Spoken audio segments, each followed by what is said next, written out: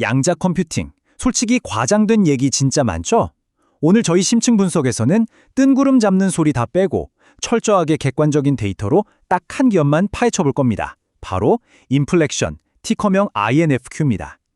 과연 이 회사가 그 혹독하다는 양자 겨울을 뚫고 진짜 대박을 터트릴 실체를 가졌는지 지금 바로 들어가 보시죠. 자, 냉정한 현실부터 짚고 넘어갈게요. 950만 달러. 이게 무슨 숫자냐면요. INFQ가 2026년 1분기에 실제로 벌어들인 확정 매출액입니다. 작년 대비 14%나 올랐어요. 양자 기업들 중에 매번 꿈만 파는 곳들 진짜 많잖아요. 그런데 이 정도로 실질적인 매출을 그것도 꾸준히 내는 곳은 정말 극히 드뭅니다. 그리고 이 바닥이 워낙 돈이 많이 타들어가는 이른바 데스밸리로 악명이 높잖아요. 그런데 INFQ의 금고를 열어보니까 와, 무려 5억 6,900만 달러라는 어마어마한 현금이 쌓여 있습니다.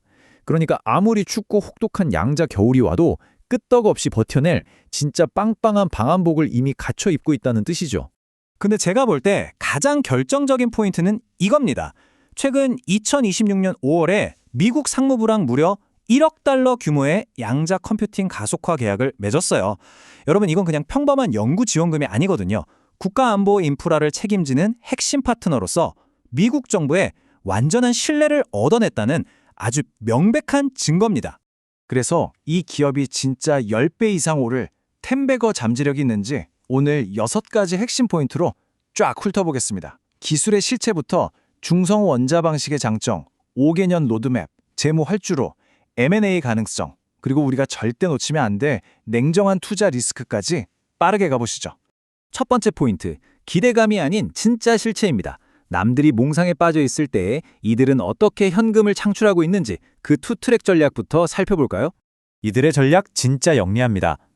한쪽에서는 위성이나 GPS 대체용 양자 센서로 당장 1년에 4천만 달러 이상을 확실하게 벌어들이고 있어요. 계속 현금이 들어오는 거죠. 그럼 이 돈을 어디다 쓰느냐? 바로 궁극적인 목표인 중성원자 양자 컴퓨팅 개발에 쏟아붓는 겁니다. 자기가 벌어서 자기 미래에 투자하는 아주 완벽한 선순환 구조인 셈이죠. 게다가 이들을 뒷받침하는 전속 시장, 즉 캡티브 마켓 라인업이 엄청납니다. 미국 상무부, 국방부 산하 달파, 나사, 거기다 영국 국립 양자 컴퓨팅 센터까지. 이게 무슨 뜻이겠어요? 단순한 연구실 수준의 실험을 넘어서 이미 국가 안보 인프라에 뗄 수 없는 파트너로 완전히 자리 잡았다는 얘기입니다. 절대 쉽게 무너질 수 없는 든든한 시장을 쥐고 있는 겁니다. 자, 그럼 두 번째. 정부가 왜 이렇게 이들의 기술을 믿는 걸까요? INFQ의 핵심 무기, 중성원자 기술이 가진 독보적인 혜자를 알아보겠습니다. 보통 구글이나 IBM 같은 빅테크들은 양자 컴퓨터를 돌리려고 기기 온도를 절대 영도까지 꽁꽁 얼려버리는 거대한 극저온 냉각 장치와 씨름하고 있거든요. 솔직히 상용화하기에 너무 부담스럽잖아요. 그런데 INFQ가 쓰는 중성원자 방식은 놀랍게도 상온에서도 쌩쌩하게 잘 돌아갑니다. 레이저로 원자를 꽉 잡아서 기하급수적으로 확장하기도 훨씬 쉽고요. 실제로 100큐비트 컴퓨터를 영국에 납품하면서 상용화라는 거대한 벽을 벌써 깨버렸습니다. 세 번째 포인트, 기술이 아무리 좋아도 제때 못 내놓으면 소용없겠죠?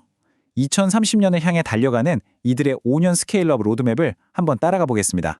이 타임라인의 연도들을 꼭 기억해 두세요. 일단 2026년, 이때 드디어 오류투성이인 물리적 큐비트를 넘어서 스스로 오류를 고치는 진짜 쓸모있는 논리적 큐비트 단계에 진입합니다. 그러고 나서 2028년에 범용 게이트를 거쳐 2030년에는 마침내 결함을 완벽하게 통제하는 유틸리티 규모까지 도달하겠다는 겁니다. 계획이 정말 공격적이면서도 아주 촘촘하게 짜여 있죠. 네 번째, 압도적인 재무 활주로입니다. 기술 개발하다가 돈이 떨어져서 무너지는 딥테크 기업들 진짜 많잖아요. 이 죽음의 계곡을 무사히 건널 자본력이 되는지 한번 보죠. 오늘 분석의 핵심이 바로 이 부분입니다. 기술 스케일업과 회사의 수익성이 딱 교차하는 지점, 바로 2030년인데요. 기술적 임계점인 100개의 논리 큐비트가 완성되는 그 순간 매출이 말 그대로 폭발하면서 드디어 손익분기점을 뚫고 올라갑니다. 이때 주당 순이익, 즉 EPS가 25센트 흑자로 전환된다고 아주 구체적으로 모델링이 되어 있죠. 그리고 이 2030년의 기적이 그냥 허황된 꿈이 아닌 게요. 이미 탄탄한 뼈대가 세워지고 있습니다. 올해 예상되는 유기적 매출만 4천만 달러가 넘어요. 회사가 1년 동안 연구 개발비로 태우는 현금이 2,700만 달러 정도 되는데 이걸 벌써 거뜬하게 다 상쇄하고도 남는 수준인 거죠. 한마디로 스스로 돈을 넉넉히 벌면서 미래를 팍팍 해척하고 있는 겁니다. 5번째 포인트는 M&A와 텐베거 엔진입니다. 이 회사가 왜 시장에서 가장 탐내는 원스톱 양자 패키지인지 짚어볼게요. ENFQ는 독보적인 중성원자 기술력에다가 그 까다롭다는 미 국방부 벤더 자격도 있죠. 거기다 자체 소프트웨어인 슈퍼스택까지 다 갖추고 있습니다. 이 세 가지 조합이 시장에서 엄청난 M&A 블랙홀처럼 작용해요. 군사안보 우위를 뺏기기 싫은 로키드 마틴 같은 방산 기업이나 자체 양자 하드웨어 개발이 지지부진한 아마존 AWS 같은 빅테크 입장에서는요, 진짜 엄청난 프리미엄을 주고서라도 당장 꿀꺽 삼키고 싶어할 완벽한 타겟인 셈입니다. 자, 이제 마지막 6번째, 300억 달러라는 이 엄청난 기업 가치, 과연 적절한지 냉정하게 투자 리스크와 전략을 따져봐야겠죠? 솔직히 주식시장에 장밋빛 미래만 있는 건 절대 아니잖아요. 가혹한 리스크도 반드시 직시해야 합니다.